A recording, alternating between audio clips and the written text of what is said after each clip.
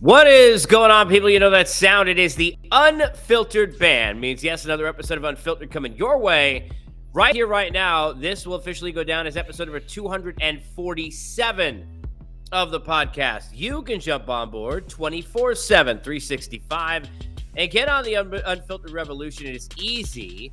Get over to the artist formerly known as Twitter, X if you will, at Casey Stern. Follow, then jump up into the bio and follow into the YouTube channel. Like, subscribe, click those thumbs up, tell your friends, and get all the content 246 and the 247 now episodes deep, from interviews, conversations, lists, rants, and more. Thank you, as always, to the Unfiltered Band. Got a bunch to get to today on a Friday, and happy Friday to all of you, and happy Groundhog Day. On the back end of the show, I will get into Groundhog Day, and I want to know from you, so get me on X, Twitter, or reach out, Apple, Spotify, everywhere you get your podcasts, in the comments if you're listening, or on YouTube if you're watching there. I'm curious, what day as a fan in your lifetime would you want to relive over and over and over again? I'm going to give you a couple of mine on the back end of this.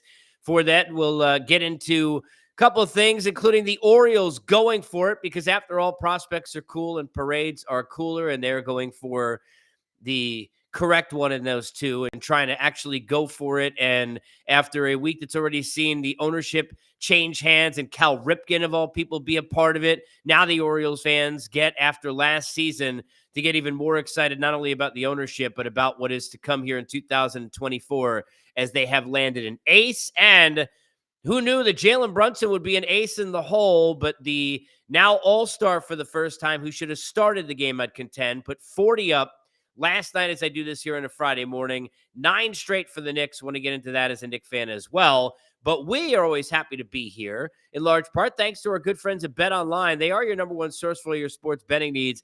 Latest odds, lines, and matchup reports for baseball, basketball, boxing, football, golf. They got everything. BetOnline continues to be the fastest and easiest way to get all your wagers. They've got live betting and favorite casino and card games. They're all available to play right now from your phone. So get over the website, or you can use your mobile device to sign up today and get in on all this action. Remember to use the promo code BELIEVE. That is BLEAV. Get a 50% welcome bonus on your first deposit.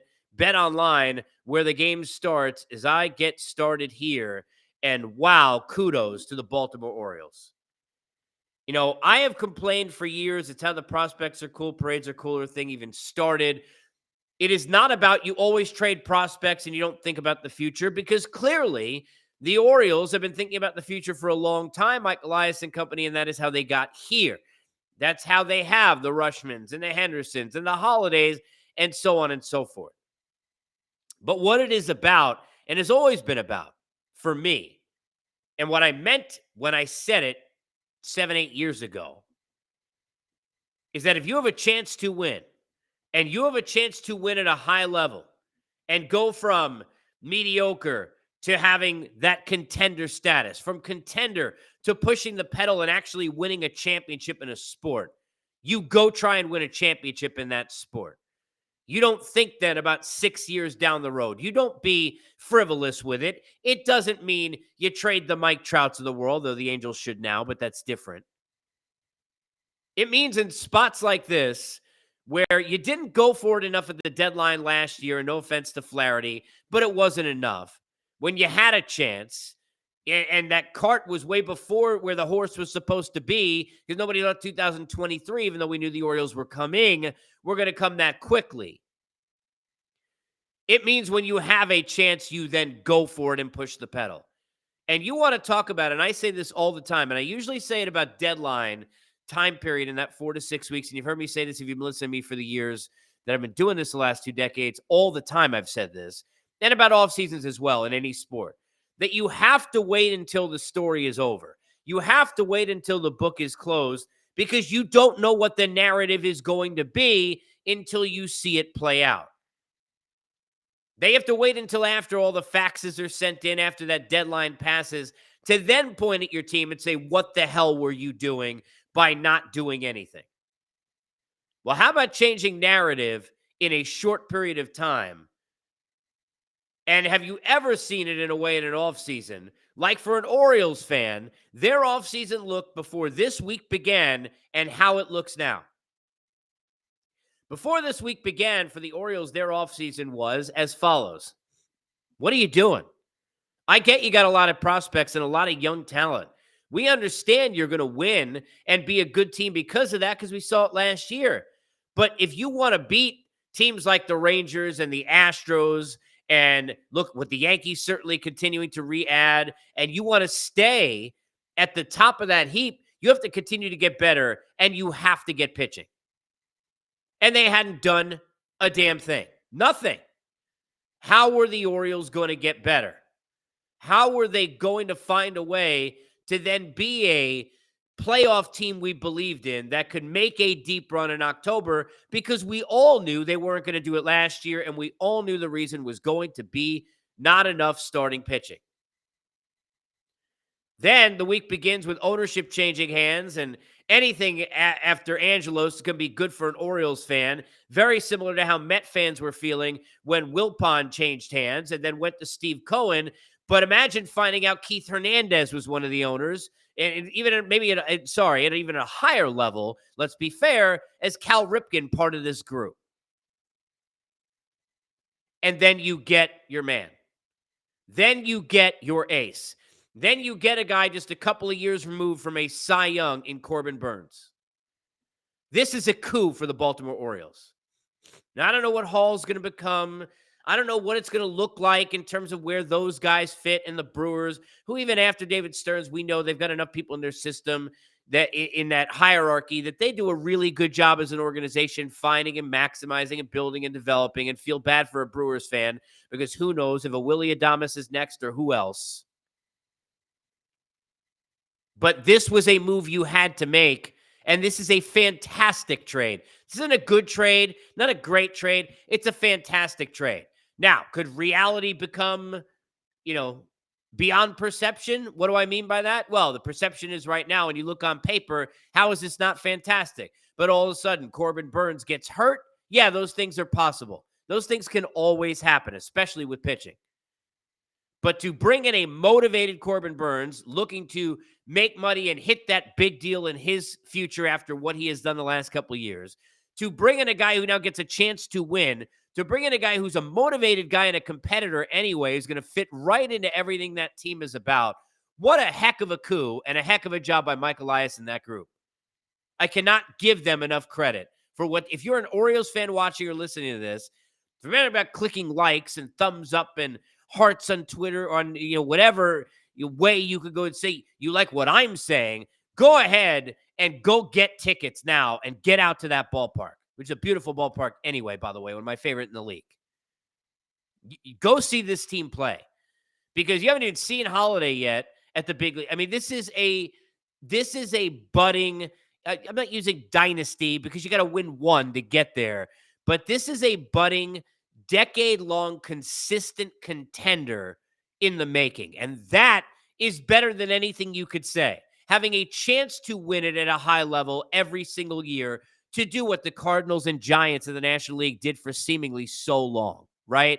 And had huge runs doing so. What the Dodgers and the Braves are in the midst of now, what the Braves were in the midst of a couple of decades ago, what the Phillies went through for a 5-year span. To get to do that at a high level and be in it to win it, look at what the Astros certainly first and foremost should have started there, right? What the Chiefs are now doing in the NFL, again in the Super Bowl. The Orioles may not win several World Series. They'd like to just start by being in and maybe winning one. But this is a team that's got a chance to now consistently be a contender with a chance to win. And this go for it mode that they were in, it's not to me even so much about, excuse me, because I'm battling a cold. It's not so much about what Burnes is going to do this year as much as it says, yeah, we get where we're at and we are going to put our money into it. Now we got owners with oodles of cash and oodles of motivation to go try and help this team win. And this is the Orioles now that you can expect. These are the Orioles that you can expect moving forward. This is what we're going to be about. It is a heck of a move and a huge day. If you're an Oriole fan, a big week overall. and kudos to you.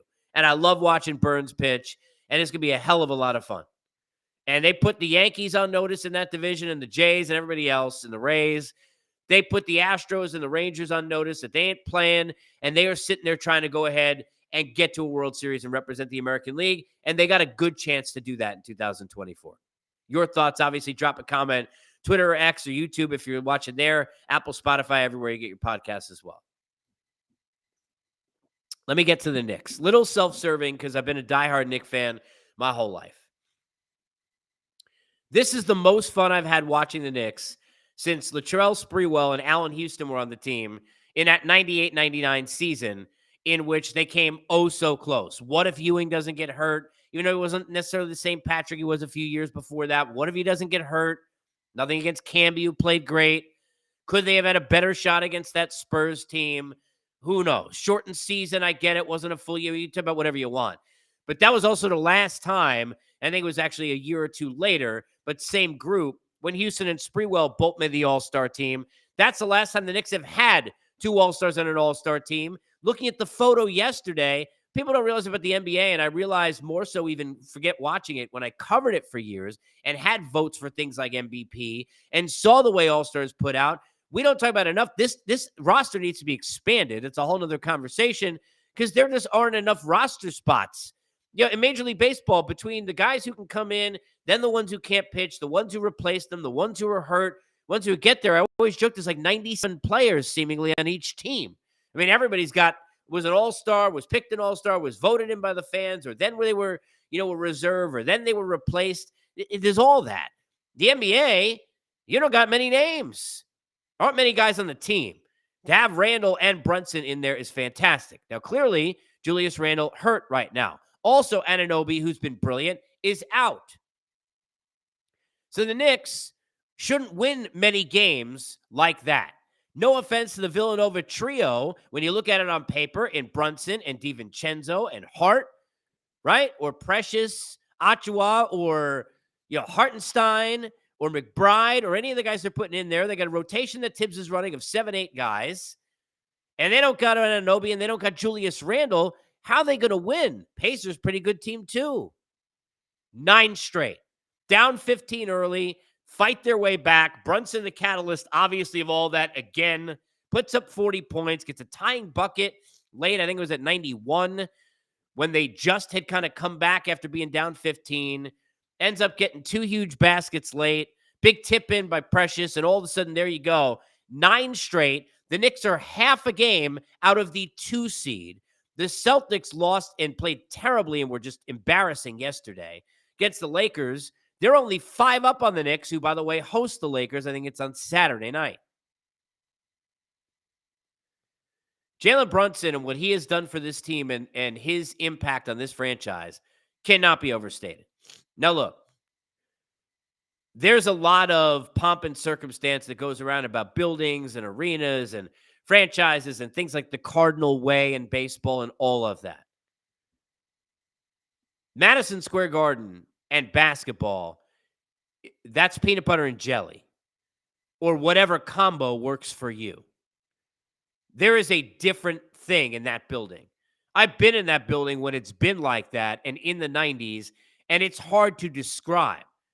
If you don't know what I'm talking about, go look up Larry Johnson's 4-point play against the Indiana Pacers and play it up full sound and get some of the crowd shots, which are all available on YouTube from people who did it in the crowd that day. And people thought the roof was going to come off that building. You cannot overstate the Garden and basketball and that relationship and that love for the Knicks. They fill that building. Yeah, I get you see all the celebrities and all that. They fill that building for the Knicks. No matter how atrocious you think Dolan is, how atrocious you think the franchise is, how atrocious you think it is that they've been so bad that not even free agents have wanted to go there. And I've talked about that for years, and we've dealt with that for years. No one's going to tell you anything bad about playing basketball at the Garden and what that atmosphere is like. Ask any road player. They may say, and a lot of them have told me, their favorite city to be in when they're not playing is Chicago. Favorite building to play in on the road? Almost every single one of them says the Garden. Go look it up.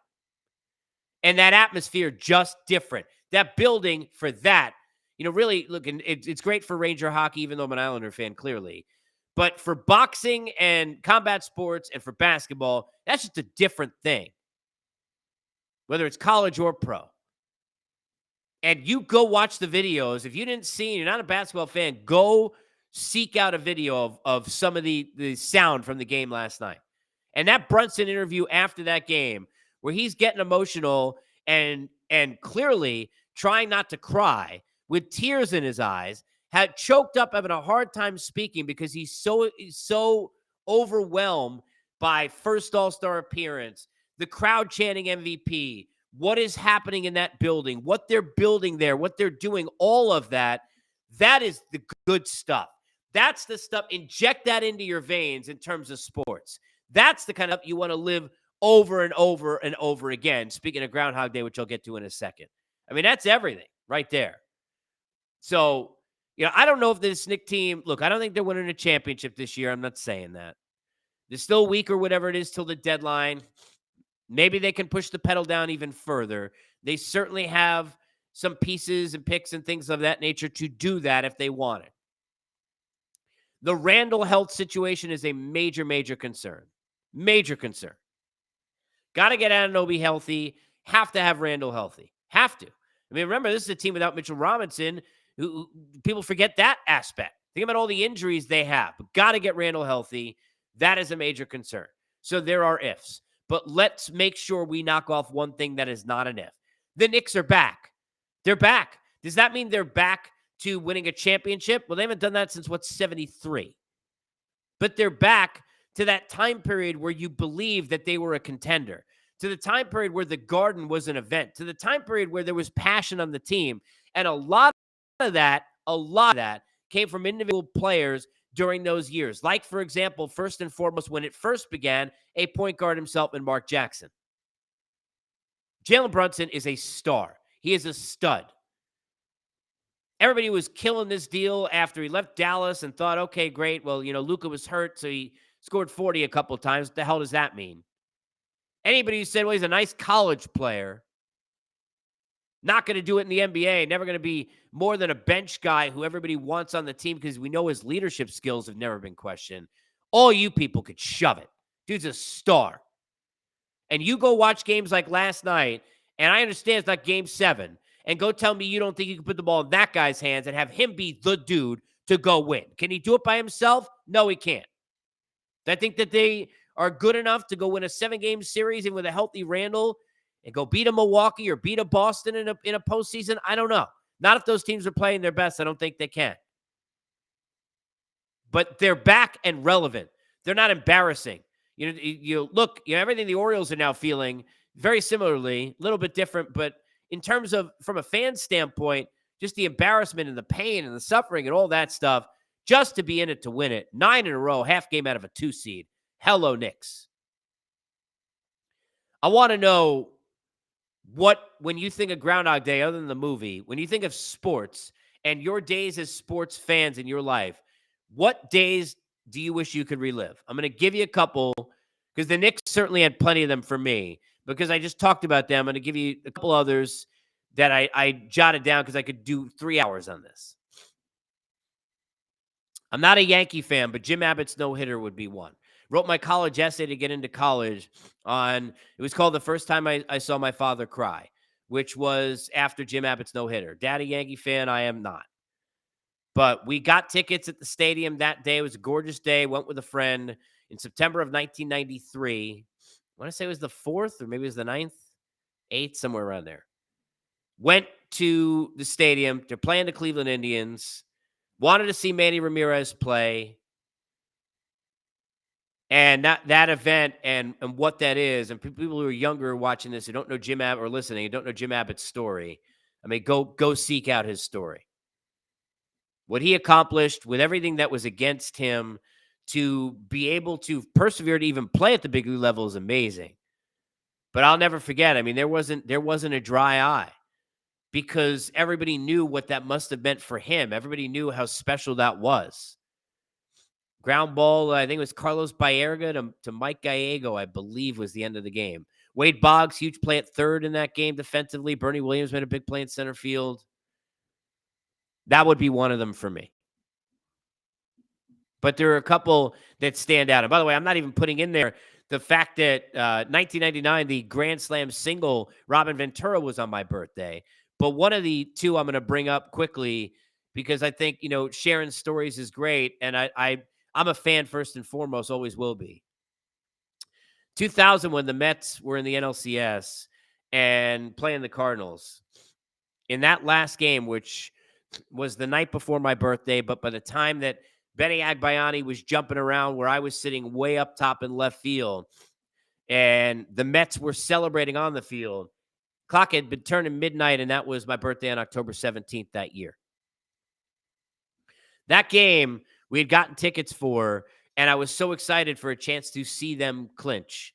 And it was amazing that I would end up covering this team 6 minutes later and be on the field and was the first person to interview Billy Wagner after the last out that my soon-to-be broadcast partner Cliff Floyd caught. So how weird time is that all happened for me in 6 years. When they clinched on the Traxel game against the Marlins in 2006 and won 6-0. But 6 years prior to that, I was just a fan sitting in the stands. And that game I'll always remember because I went with two of my friends and we took the train and we were going to meet my father at the ballpark who was driving. At that time, didn't have cell phones or anything like that. May have had beepers, but we didn't have cell phones. No way to text or anything. Father's supposed to meet me. I can't remember if the game started at 7:30 or 8 or when, to be honest with you. But my father's supposed to meet us 30 minutes before the game at a specific gate outside Shea. And he didn't show. And it was 20 minutes, and it was 15 minutes, and it was 10 minutes. And I told my friends, I was like, I was like, just go up top, and I'll be there. I mean, I got to wait. Went to a payphone, called my mother to see if she had heard anything at the house. And my father had called her from somebody's car phone, which they had those at the day. That my father's car had broken down on the Grand Central Parkway and that he had hitchhiked because he had told somebody as he waved them down, he left his car on the side of the Grand Central, that he had to get to the game because he was going to be there for the Mets' chance to clinch and that it was going to be his son's birthday. And he ended up hitchhiking. And I remember because we got there like it was after the first inning, I think, by the time when I waited for him, and I just sat there waiting, you got no idea. And the rest is history. We were there for, that building was shaking. And funny enough, when we left the stadium, so now we don't have a ride home. We were going to take the train, and they had those car services out front. And there was a car service that was waiting for a person, and that person did not show. So we went up to the driver and said, look, it just turned my birthday, and here's where we live, and this is what happened with the car. Can we give you some cash since you don't have anybody to pick up? And we ended up taking a town car, a car service. And on the way home, passed by, and there was my father's car on the Grand Central Parkway, which he picked up the next morning. That's one of that the emotions of that day as a fan, and just kind of what it meant to me after 6 years later, seeing it the other way, just one thing that will always stand out for me. I'll give you another quick one. 1993 run by the Islanders. Even if you're not a hockey fan, I will tell you that it is famous in hockey lore because the Penguins, who had probably the best team they had in their run, were going for a three-peat and ended up being knocked out in the second round by the Islanders in Game 7. Well, in the first round, the Islanders played in that playoffs. There were 3 or 4, I can't remember, overtime games in a series against the Washington Capitals. It's famously remembered because a game that I was also at Game 6, where Pierre Turgeon had scored a goal, and while he was celebrating, Dale Hunter crushed him and ended up getting, at that time, the largest suspension in NHL history going into the next season. Turgeon was gone. Ray Ferraro and the Ray of Hope and all of that begins, and that'll never be forgotten. But what's little known is how amazing that Capitals series was, because there were, speaking of Ray Ferraro, I think 3 double or triple overtime games. I think there were 3. In one of those games, again, going back to, and these are the problems before cell phones, My mother dropped me and three of my friends off at Nassau Coliseum, and hockey games were easy. Like they'd start at 7:30 and they'd end at 10. So when you would get dropped off and picked up, and it would happen often. I mean, it was like 15 years old at the time and not driving yet. Everybody would kind of pull up out front, or they'd tell you like what section of the parking lot they'd be, and they'd have their windows down and they'd wave, and you'd find them. And there were a lot of people that do that because there's no train, for those who don't know, right there at Nassau Coliseum. It's not like going to the Garden, right, or going to Shea or City Field. Well, this game unfortunately did not end at 10 because it went into overtime. And it was so crazy, and we were such a crazy mood, and everything was going on. And I had a ticket. I was like, I can't really leave the building. I don't know how I'm supposed to tell my mother. I figure, quote unquote, she's just listening to the game in the car radio to see when it's over, because that's normally what she would do. One overtime goes through. For those people who don't know, don't watch hockey, that's the same length during a postseason as a regular period of hockey. Then the second overtime goes through. It ends up going into the middle of the third overtime. And by the time that this game was over, I think it was game 3, maybe it was game 4.